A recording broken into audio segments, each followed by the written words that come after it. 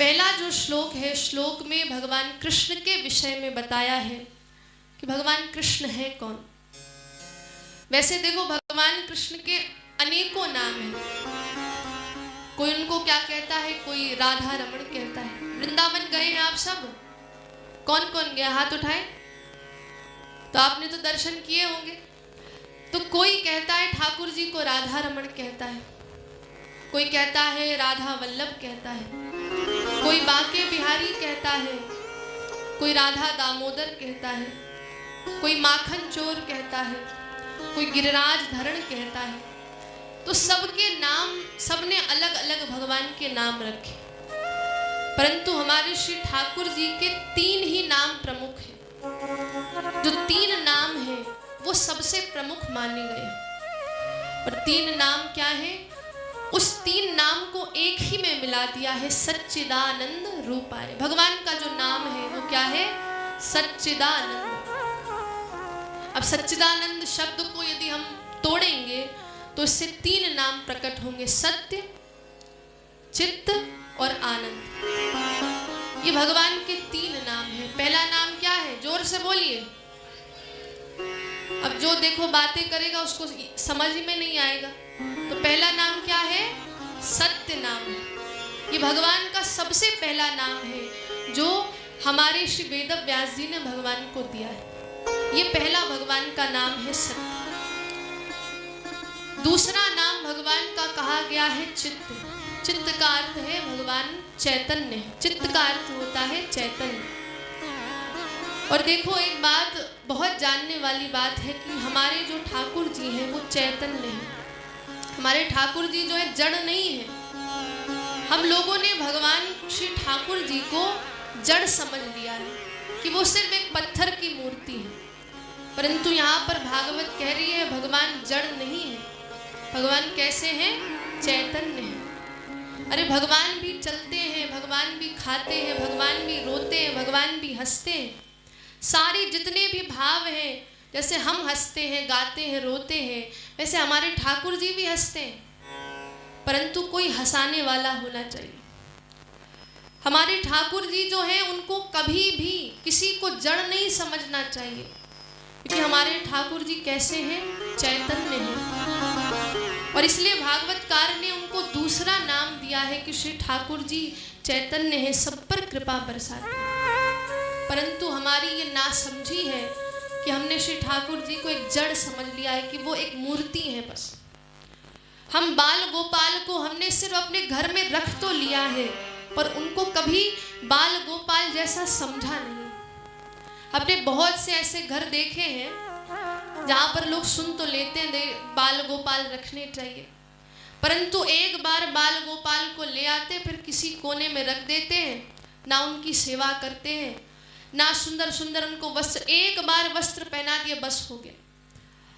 पर जो सच्चा भक्त होता है वो ठाकुर जी की सेवा अपने भी बालक से बढ़कर करता है। जैसे बालक की सेवा करते हैं, जैसे छोटा सा बालक है, अब छोटे से बालक के लिए जैसे माताएं नए नए वस्त्र बनाती, वैसे भी भक्त क्या करता है? अपने भगवान के लिए सुंदर सुंदर वस्त्र लाता है, भगवान को सुंदर सुंदर भोग पवाता है, जो साक्षात भक्त होता है। और जिसने हमारे श्री ठाकुर जी को जड़ मान लिया है वो ठाकुर जी को अलमारी के कोने में सजा कर रख देता है। जैसे एक शो पीस होती है वैसे ही ठाकुर जी को अलमारी में रख दिया, बस एक बार धूप बत्ती जला दी, बस हो गया। कुछ लोग तो ऐसे होते हैं भगवान को भोग भी नहीं लगाते, बस एक बार मिश्री दे दी, लो ठाकुर जी खाओ। अब आपके मुंह में अगर कोई ऐसे कह दे लो खाओ, तो आपको अच्छा लगेगा? लगेगा नहीं, अच्छा लगेगा। अगर आप कहीं अतिथि बनकर जाओ तो आप चाहते हो ना बढ़िया बढ़िया काजू मिले, बढ़िया बढ़िया मेवा मिले, बढ़िया थाली में परोस के आपके पास आए। तो पर ठाकुर जी के सामने हम क्या करते हैं? लो बस ठाकुर जी के पास मिश्री रख दिया, दूध रख दिया, कहा बस तुम खा लो इतना। और हमारे ठाकुर जी भी कैसे बड़े कृपा है मई है, बड़े करुणामयी है कि वो ये भी खा लेते। चलो भक्त दे रहा है तो वो भी प्रेम से खा लेते। परंतु ये भागवत कथा आपको समझाने आई है कि श्री ठाकुर जी की सेवा कैसे करनी। श्री ठाकुर जी को जैसे आप अपने लिए करते हो, अपने लोगों के लिए जो आपके प्रेमी जन है, वैसे ही आपको ठाकुर जी की सेवा करनी है। और जो ठाकुर जी की सेवा करता है फिर श्री ठाकुर जी उसको अपना बना लेते हैं। तो एक वास्तविक कथा राजस्थान में घटित हुई है, हम आपको कथा सुनाते हैं, तो ध्यान से आप श्रवण करिएगा कि देखिए हमारे श्री वृंदावन धाम में 7 ठाकुर हैं और 7 ठाकुरों में एक ठाकुर जी का नाम है श्री मदन मोहन जी। कहते हैं श्री मदन मोहन जी वृंदावन धाम में विराजमान, परंतु मुगलों का शासन हुआ और मुगलों के डर से जितने भी ठाकुर थे उन ठाकुरों को वृंदावन से लेकर के जयपुर में वो सब ले गए, राजस्थान के जयपुर में ले गए। तो जयपुर में जैसे ही ले गए तो वहां पर एक राजा और उनकी जो पुत्री थी वो बड़े भाव से श्री मदन मोहन जी की सेवा करती थी, बहुत भाव से, इतने भाव से सेवा करती थी कि अपनी भी सुध भूल जाती थी बेटी। पिता भी सेवा करते थे और बेटी भी, राजकुमारी भी सेवा करती। अब बेटी धीरे धीरे बड़ी हो गई तो पिता ने एक दिन सूचना दी राजकुमारी को कि अब तुम्हारा विवाह होने वाला है और तुमको ये जयपुर छोड़कर करौली जाना है। करौली में जाकर के तुम्हें निवास करना है क्योंकि तुम्हारा विवाह होने वाला है। अब विवाह होने वाला है तो पिता ने कहा कि तुम विवाह करके जा तो रही हो तो मैं तुम्हें सब कुछ दूंगा, जो तुम मांगोगी मैं पिता के रूप में तुम्हें सब कुछ दूंगा, जो जो चाहोगी। तो बेटी ने कहा कि पिताजी मुझे कुछ नहीं चाहिए, बस मुझे मेरे मदन मोहन जी आप दे देना, मैं वहां पर उनकी सेवा करूं। तो पिता ने सोचा कि अब ये मदन मोहन जी को ले जाएगी तो मैं कैसे सेवा करूंगा। अब दोनों के मन में भाव है कि हमको ठाकुर जी की सेवा करनी है। अब यहाँ पर ठाकुर जी की सेवा के प्रति लोभ है उनके अंदर। और बंधु एक बात हम आपको बताएं, देखो संसार में जो अवगुण होते हैं जैसे लोभ है, काम है, मोह है, ये सब दुर्गुण है, परंतु यदि हम इनको भगवान की ओर मोड़ देते हैं तो ये दुर्गुण भी गुण बन जाते हैं। तो दोनों के मन में क्या है कि मैं ठाकुर की सेवा, मदन मोहन जी की मैं सेवा करूं। तो पिताजी ने कहा मैं तुमको नहीं ले जाने दूंगा। राजकुमारी जिद करने लगी, नहीं पिताजी मैं तो लेकर ही जाऊंगी वरना विवाह ही नहीं करूंगी और मैं उनसे बहुत प्रेम करती हूँ। तो पिताजी ने कहा ठीक है तुम्हारी हम कल परीक्षा लेंगे। क्या लेंगे? अरे जोर से बोलिए, कुछ लोगों को तो देखो नींद भी आने लगी। कुछ ऐसे महाराज बैठे बैठे इतना भाव में विभोर हो गए हैं कि उनको नींद आने लगी। तो इतना भाव विभोर नहीं होना है कि आप सो ही जाओ, नहीं, इतना थोड़ा थोड़ा भाव विभोर होइए, वरना ज्यादा होंगे तो यहीं पर आप सोने लगेंगे। एक बार प्रेम से कहिए राधे राधे, एक बार और कहिए राधे राधे। तो श्री मदन मोहन जी को ले जाने के लिए राजकुमारी ने कहा नहीं मैं पिताजी उनको साथ ले जाऊंगी। तो पिताजी ने कहा नहीं नहीं कल तुम्हारी परीक्षा होगी। और परीक्षा कैसे होगी? तो कहा राजकुमारी से कि 5 मूर्तियां एक जैसी बनाई जाएगी, जैसे मदन मोहन जी है वैसे ही 5 जो प्रतिमा है मदन मोहन जी की एक जैसी बनाई जाएगी, कोई अंतर नहीं होगा। और तुम्हारी आंखों में क्या किया जाएगा? पट्टी बांध दी जाएगी।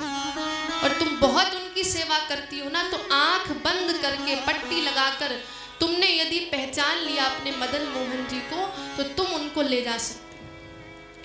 तो आज ये राजकुमारी बड़ी चिंतित हो गई कि मैं आंख बंद करके कैसे पहचानूंगी अपने मदन मोहन जी। तो रात्रि में अपने कक्ष में गई, जोर जोर से रोने लगी। तो उसी समय श्री ठाकुर जी कहते हैं कि जब वो रोते रोते इतना हो गया कि वहीं शैया में सो जाती है और श्री ठाकुर जी उस राजकुमारी के सपने में आते हैं, स्वप्न में आए। और श्री ठाकुर जी ने कहा कि देखो चिंता मत करो, तुम रो मत, कल तुम्हारी आंख बंद होगी, तुम्हारे आंख में पट्टी लगाई जाएगी और मैं चाहता हूं कि मैं तुम्हारे साथ करौली जाऊं। तो ऐसा करूँगा कि जब तुम आंखें बंद करके एक एक प्रतिमा को स्पर्श करोगी तो मैं अपनी जो ये उंगली है इस उंगली को उठा दूंगा, और तुम जब मुझे स्पर्श करोगी तब मैं जैसे ही उंगली को उठाऊंगा तो तुम समझ जाना कि मैं ही वास्तविक में मदन मोहन। तो अब बड़ी प्रसन्न हो गई। अगले दिन उस राजकुमारी के आंखों में पट्टी लगा दी गई। काले रंग की पट्टी है, कुछ भी आर पार नहीं दिखाई दे रहा है। और आंख बंद करके अब पांचों जितनी भी प्रतिमा है राजकुमारी के सामने रख दी गई। एक एक करके वो स्पर्श कर रही है, और एक एक करके जब वो स्पर्श करती है, जैसे ही वास्तविक मदन मोहन जी के पास पहुंची, और जैसे हमारे ठाकुर जी त्रिभंगी स्वरूप में रहते हैं, बांसुरी बजाते, जैसे ही स्पर्श किया श्री ठाकुर जी ने अपनी इस उंगली को जिससे गिरिराज जी को उठाया था वो उंगली उठा दी, और उसने झट से पहचान लिया कि ये मेरे मदन मोहन जी। और आंख खुली और उसी समय राजा के आंखों से आंसू आ गया और कहने लगे कि बेटी तुम जैसी तो भक्ता कोई नहीं हो सकती, कि तुम्हारे लिए आज जो ठाकुर जी चलते नहीं हैं, जो कुछ बोलते नहीं हैं, उन ठाकुर जी ने भी अपनी इस उंगली को उठा दिया है। और कहते हैं कि दहेज में आज भी करौली में उस राजकुमारी की इतनी दृढ़ भक्ति थी कि ठाकुर जी दहेज में गए हैं, करौली सरकार के रूप में वहां पर विराजमान है। तो इस कथा को सुनाने का मेरा तात्पर्य यही है कि ठाकुर जी की ऐसी सेवा करो, ऐसी सेवा करो कि ठाकुर जी आपको छोड़े ही नहीं। आप हाथ छुड़ाना चाहो और ठाकुर जी कहे नहीं ये मेरा पक्का भक्त है, मैं इसका हाथ नहीं छोड़ूंगा, ऐसी आपकी भक्ति होनी चाहिए। परंतु हम ठाकुर जी को जड़ मान रहे हैं ना, इसलिए हमें ठाकुर जी वो स्वरूप में दिखते नहीं। कहते हैं कि जब मीराबाई जी जाती थी मंदिर में तो ठाकुर जी उनको कभी त्रिभंगी स्वरूप में दिखाई देते थे, कभी माखन चुराते हुए दिखाई देते थे, कभी बंसी बजाते हुए दिखाई देते थे। तो ये भक्त के अंदर जब भाव होता है ना, ठाकुर जी फिर दर्शन भी वैसे देते। एक ठाकुर जी के भक्त हुए गोविंददास जी। जब वो गोविंददास जी भगवान के मंदिर जाते थे तो ठाकुर जी पास में पड़े जो लड्डू होते हैं, जैसे ही गोविंद देव जी आते उनके ऊपर लड्डू बरसाने लगते थे।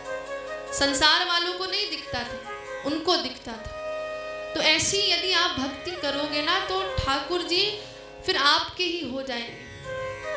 पर हमको ठाकुर जी के प्रति ऐसा भाव रखना है। किसी ने बहुत सुंदर भाव दिया है कि दुनिया का बनकर देख लिया, कान्हा का बनकर देख सक। कि देखो आप श्री ठाकुर जी के यदि उनकी सेवा करोगे, यदि उनके प्रति समर्पित होगे तो श्री ठाकुर जी भी आपसे प्रेम करेंगे। तो सभी भाव से अब मेरे साथ इस सुंदर से भजन को भाव को गाएंगे।